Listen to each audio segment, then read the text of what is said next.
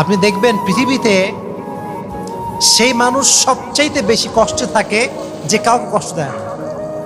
সে মানুষ সবচেয়ে দুঃখে থাকে যে কাউকে দুঃখ দেয় না। পৃথিবীতে সবচাইতে সে মানুষটা বেশি প্রতারিত হয় যে কারো সে প্রতারণা করেই নাই। পৃথিবীর নিয়মটা হচ্ছে এইটা। তার মানে আপনি যত বেশি ভালো হবেন তত বেশি আপনাকে আল্লাহ তাআলা কষ্ট দিয়ে ঘিরে রাখবেন। কারণটা কি? এটা আল্লাহর সিস্টেম।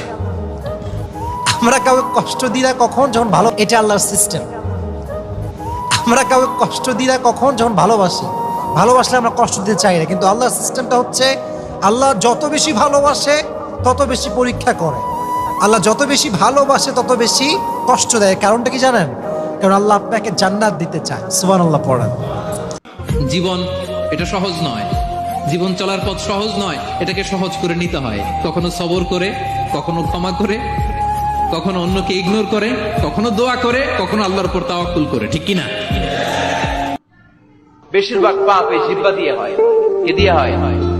এজন্য সাহাবারা জিহ্বা ধরে মাঝে মাঝে জিহ্বার মধ্যে ব্যাট মারতেন আর বলতেন, জিহ্বা তোর জন্য আমি আটকে যাবো কিয়ামতের দিন।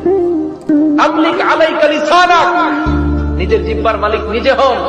আপনার জিহ্বার মালিক যেন শয়তান না হয়ে যায়। জিহ্বা আপনার, শয়তানের ভাষায় আপনি কথা বলেন কেন? খবরদার, প্রতিটা কমেন্ট, প্রতিটা কথা, প্রতিটা মন্তব্য, এগুলোর ব্যাপারে কিয়ামতের দিন বাই টু বাই করে আপনার কাছে আল্লাহর সুপ্রিম কোর্টের গার্ড করায় দাঁড় করিয়ে আপনারা জিজ্ঞেস করবে, কে?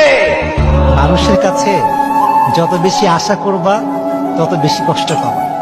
মানুষ হচ্ছে সবচেয়ে বড় বেঈমান। যার কাছে যত বেশি আশা রাখবা সে তোমাকে তত বেশি কষ্ট পেলে, দুঃখ পেলে মানুষকে না বলে বলবেন একজনকে। তিনি কে? মানুষ বড় বেঈমান।